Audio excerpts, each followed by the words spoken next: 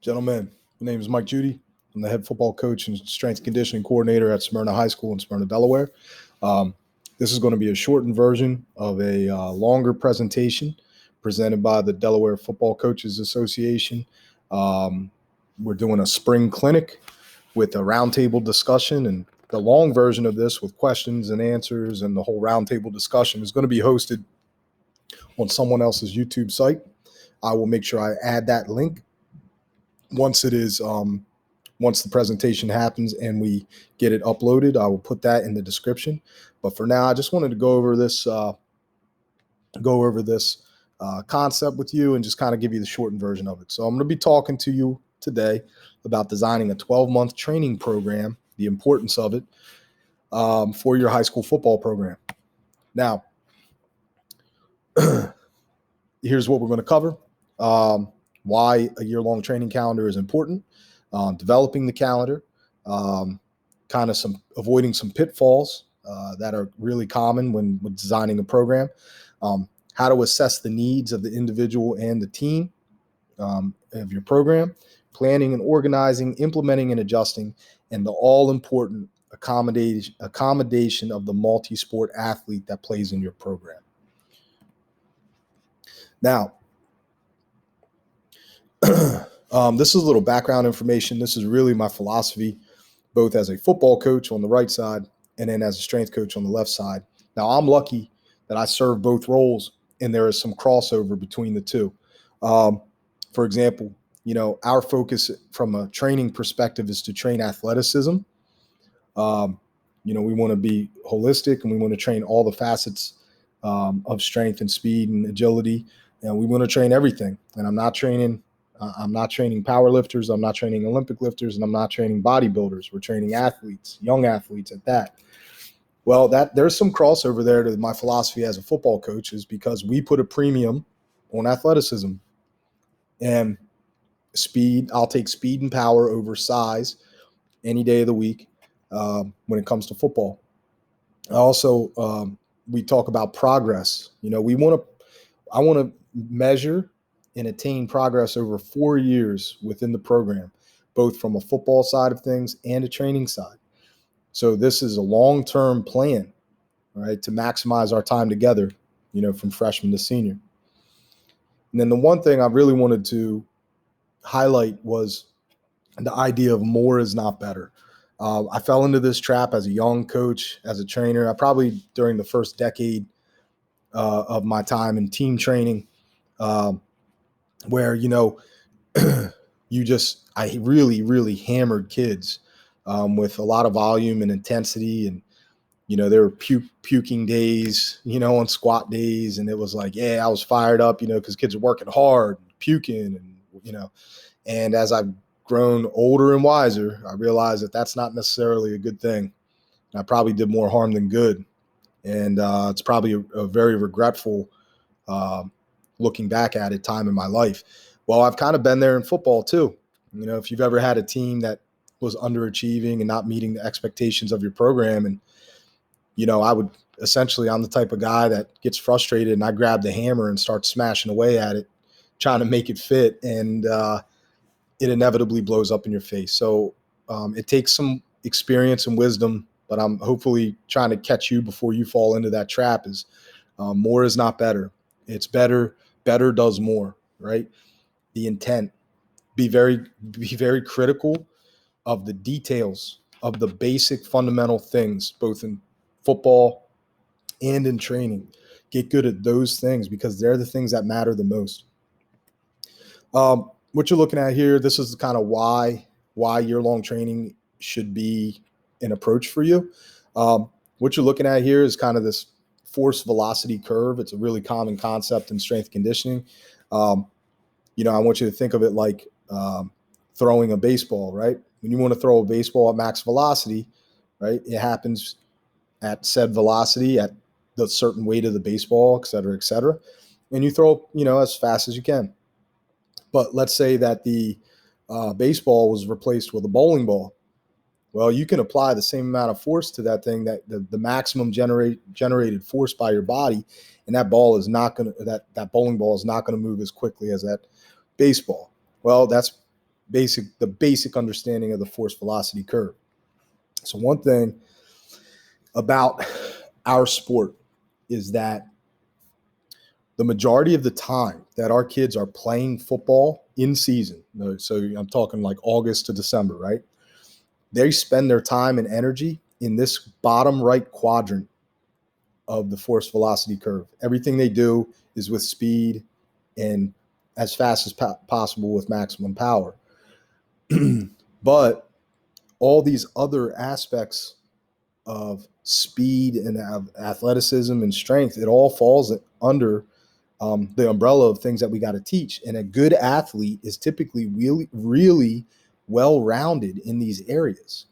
So we got to find a way to train them in all areas. So we take more of a holistic approach where we got to cover everything in some capacity during our time together. Now, this is anecdotal. I don't have actual data for this or anything, but I'm telling you, in my experience, that in-season practice, right, your practices for football, do not supplement or correlate on a one-to-one scale with training. Which what I'm trying to say is you can't stop training because you're playing football or because you're playing baseball or because you're playing basketball. Training is its own entity that needs to continue to take place with adjustments. If you do not train them during a competitive season, they will have setbacks in their development. It is what it is. So we got to find a way to make sure this happens.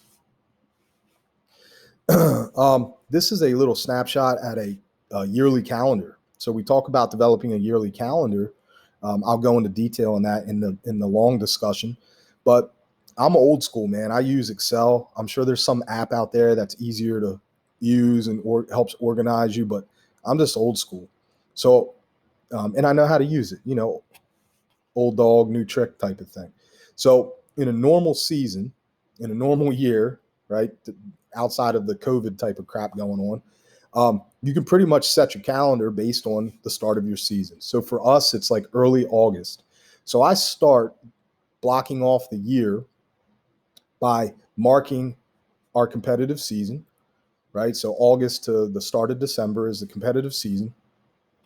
And I know that we're going to be in some sort of maintenance phase during that time. We're going to be in some sort of maintenance phase from training. Then I start to work backwards. I know I want the preseason phase where we're going to be talking about translating that newfound size and strength into power, usable power for the football field. We're going to spend the majority of the summer doing that in a preseason type of phase. And then the rest of the time, essentially from when the kids get back from Christmas break until the end of school, that's our off season. So that's the time period that we're going to be spending trying to increase muscle mass, increase cross-sectional size of the skeletal muscle. All right. We're going to be trying to recruit the muscle fibers. We're going to be trying to learn the movements and learn how to strain and do all these things.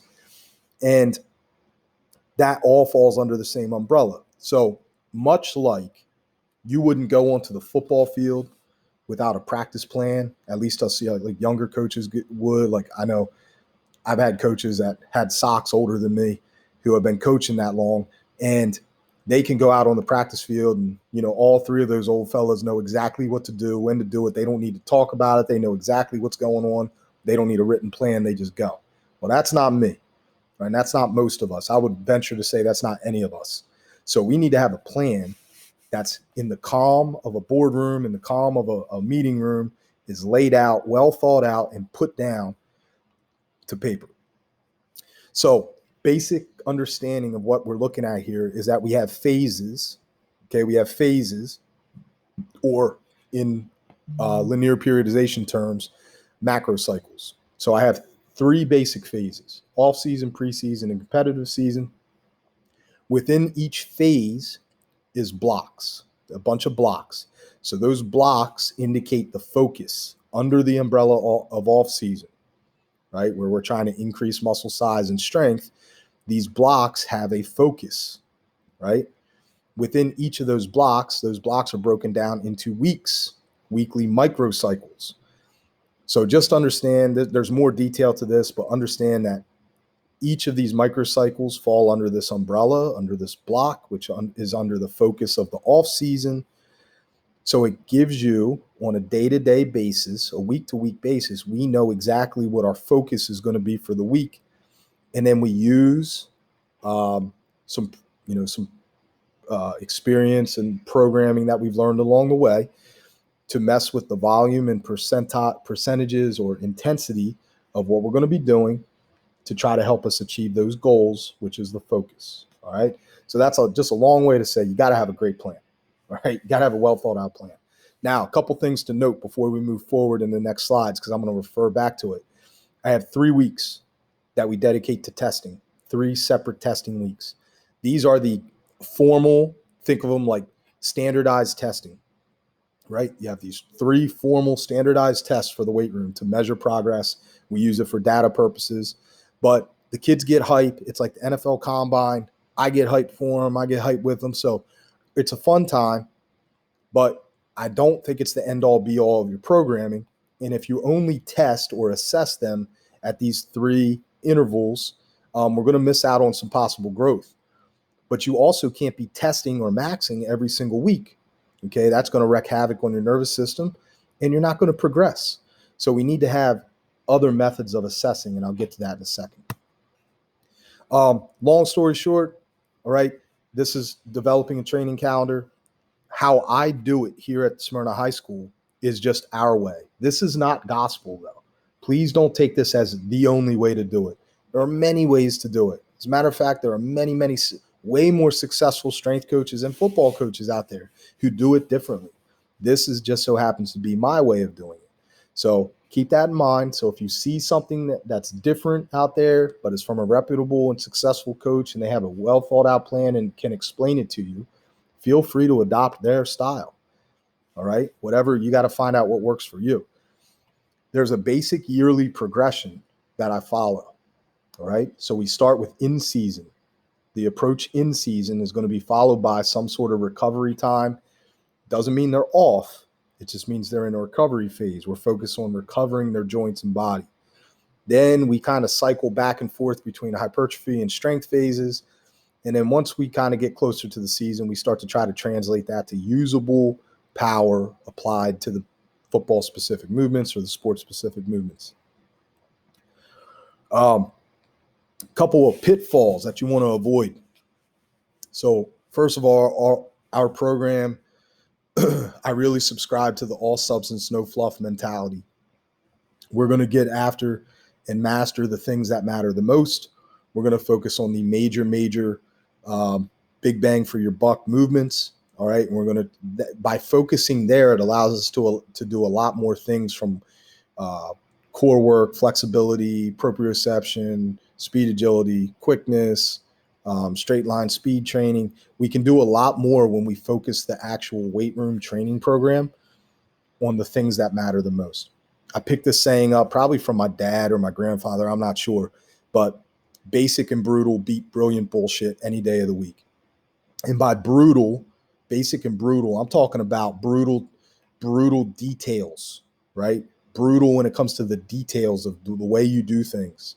Attend to those details at the highest level possible, even if it's the simplest lift or the simplest body movement pattern that you can imagine. We got to attend to the details. And that's how you win football games too, guys. So any of that, sticking to the basics and mastering them is going to be better for you than doing the sexy new workout that you saw on Instagram or whatever. Now, I just saw like Derrick Henry doing push-ups on a stretch band that's stretched over the rack, and he's got chain around his neck, and he's balancing his feet on a damn Swiss ball. And yo, come on now. I mean, how are you going to have a multi-million-dollar man, right, who's worth more than your entire business? How are you as a trainer going to put that guy in that scenario where he's, likely to get hurt or possibly get hurt? Like, that dude's entire life is in your hands right there. So probably not the best idea. You can imagine that we'd be even more cautious with high school kids who can't even control their bodies yet. Picking exercises, one of the biggest pitfalls I've ever seen. I continue to see it day to day, and I fell into it as well as a young coach, was prescribing exercises or movements that you don't know how to coach. Now, this is the worst possible thing you can do. I put on here clean, snatch, jerk, and deadlift with double asterisks. If you believe that the clean is an important aspect of a training program for athletes and you know how to coach it, legitimately know how to coach it, feel free to put it in your program. But if you don't know how to coach it, right, don't put it in your program. You can replace it. Is it one of the greatest movements we can do? Absolutely. Is it 100% necessary for a well-rounded program? Absolutely not. You can replace it with other things. Is it beneficial if you know how to teach it for your kids to do? Absolutely. What it's not ever beneficial to do is to try to have your kids kind of hump their way through this thing and end up doing it with terrible technique, and you just continuing to let that go. All right. Can't have that. The other one I put on here is straight bar deadlift. Now, this is my own personal kind of, I guess the term could be like scarlet letter type of thing, is I love the deadlift. For probably the first 8 to 10 years of my career, it was one of the major movements in our program for athletics. I love it. I know how to do it. I love doing it myself. And I loved having my kids do it, and I loved seeing what it did to them. However, I've came to a point where I was having a really hard time consistently getting my teams to do this with great technique. And I came to a major crossroads. I had to decide, either I get better at teaching this or we bag it. Well, I pushed hard to try to get better at teaching it, and to no avail. I was not seeing the results, the improvements that I wanted to see from their technique over time. So I bagged it. And I really had to come to grips with this, because this is my baby, right? This is my baby. But it doesn't matter what I think. It matters what I know and what I can teach. And apparently, I can't teach this as well as I thought I can. So you had to get rid of it. I replaced it with trap bar deadlift. A lot easier to teach. It's not a hip hinge movement. I understand that. But they still get to pick heavy shit up, and I like that. I like what it does to their body and to their growth.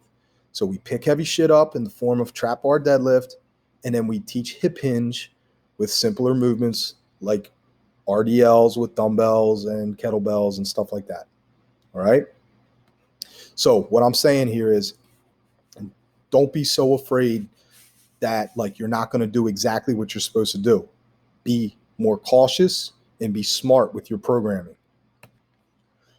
All right, I'm a big Maslow's hierarchy of needs guy. All right, love it. If you know me from football and you've seen me present things in football, you'll know this. At the very basic base of this pyramid is the foundational movements, okay, the foundations. So nothing above this foundation matters until this foundation is solid. So the first one is movement pattern mastery. We attain this with body weight technique. So basically, we got to teach the kid how to squat, hip hinge, et cetera, jumping, landing, sprinting, running, all that stuff. We got to learn how to do that before we can add resistance and load. So prior to putting the bar on the kid's back in a squat, they need to be able to squat properly with no bar. All right. I see a lot of coaches who just throw the bar on their back of a 14, 15-year-old freshman and say squat deep. And that's not good enough, man. We're doing them a disservice. Next, we put emphasis on the compound and ground-based movements, or I just kind of refer to this as our core movements, not core like the midsection, talking our core or critical movements. Pull-up, squats, press, and press variations in row. These are our critical movements in my program. Everybody does pull-ups, everybody squats, everybody presses vertically and horizontally, everybody rows horizontally and vertically. All right? We got to master this stuff before we move forward, or at least attend to those details prior to moving forward. Unilateral and isolation movements. So the unilateral is like the single leg versions of these compound and ground-based movements. And then the isolation or bodybuilding style movements, right? Now, at the very top of this pyramid is dynamic or accommodated resistance. Very important aspect of my program. I think everybody should get to the point where they're using this, learn more about it. Again, could tell you about it more in a separate talk, but for time, we'll hold it tight. We use these chains and bands to change the force being applied to the bar throughout different parts of the range of motion. The benefit of doing this is so good, so good. I think it should be a critical aspect to everybody's program. However, you can't even think about doing this until they know how to do this stuff without that dynamic resistance. So the faster, let me just put it this way, the faster you can get your kids to do everything with good form, and then you can get to this point where you're using dynamic resistance, the better off your program is going to be. But you cannot put the cart before the horse here. Okay, you got to make sure you're solid down here first. All right, needs assessment. Kind of already told you, we test 3 times a year officially. However, we're assessing the kids on a daily and weekly basis. And here's how we do it. First of all, it's the eye test. So when you're supervising, right, you and your coaches are supervising the weight room, we need to be looking for things. We need to be looking for technique falling apart, good technique. We need to be looking for kids struggling with the assigned or controlled weight or intensity. For example, if the kid's supposed to squat 250 for 8, which he should be able to get based on his max, and he's struggling on the first 2 reps, we need to keep a very close eye on him, all right, doing the eye test, and then have the talk with maybe racking the set a little early, getting out of there, reducing the weight, talking to him about what's going on. Maybe he hasn't slept in days. Maybe his dad just got out of jail or just went to jail. Maybe he doesn't have anything to eat at home. There's a lot of variables that could play into the bad performance in the weight room. Again, much like assigning a kid a movement to do that you don't know how to coach, telling the kid to not bail out of something that is like he physically cannot do today could put the kid in harm's way, and we have to take care of them. So using the eye test to help control little dips, and even the other side of it is little, flows where they're feeling really good and they're like, damn, let's add a little weight today, right? Because it says to do 250, but man, maybe you should do 265 for your sets because you're killing it. That's the eye test, okay? An experienced coach will be able to do that pretty regularly, and that's where the magic is. Now, the other one is a more predetermined or scheduled assessment called a plus set. I'm going to get to that in a second. Planning and organizing. So these are just basic questions that you should be able to answer when you're planning. You got to think in terms of like, how many days a week can we get into the weight room? How long do we have in the weight room? How many days a week do I want to actually be in there as a coach? Because, like we have lives too, and we have families. And don't let the biggest regret of your life being that you spent more time with other people's kids than your own. So do I have spatial limitations? Are there multiple groups, which means I'm going to have people like, are they being picked up because are they being unsupervised? Like, what's the deal? Got to think. Staffing. This is just my suggestion. I think at the minimum or maximum number is going to be 8 to 10 athletes per one coach in the weight room. 8 to 10 athletes. So if we're working in groups of 4, that's 2 groups of 4 per coach. If we're working in groups of 5, it's 2 groups of 5 per coach. In my weight room setup, I can actively stand between 2 power racks and coach both groups. But if I have 30 kids in the weight room, I'm going to need 2 other coaches at least to be there with me to do the same. All right.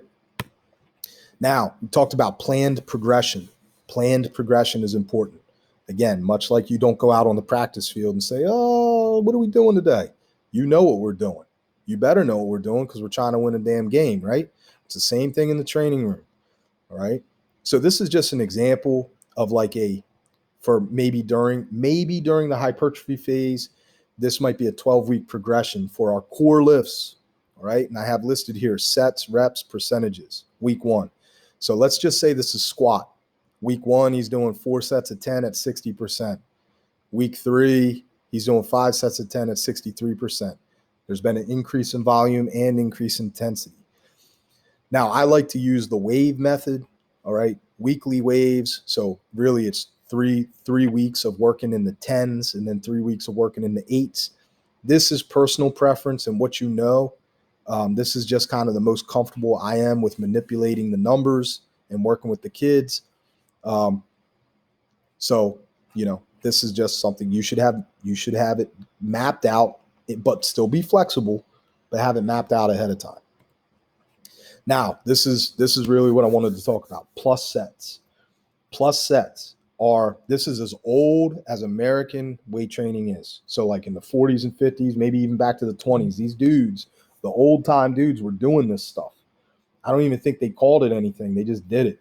Okay. And then it's kind of like, just like everything else, it goes away and then it comes back, kind of like the power eye and the eye formation stuff is coming back, long live fullback, bro.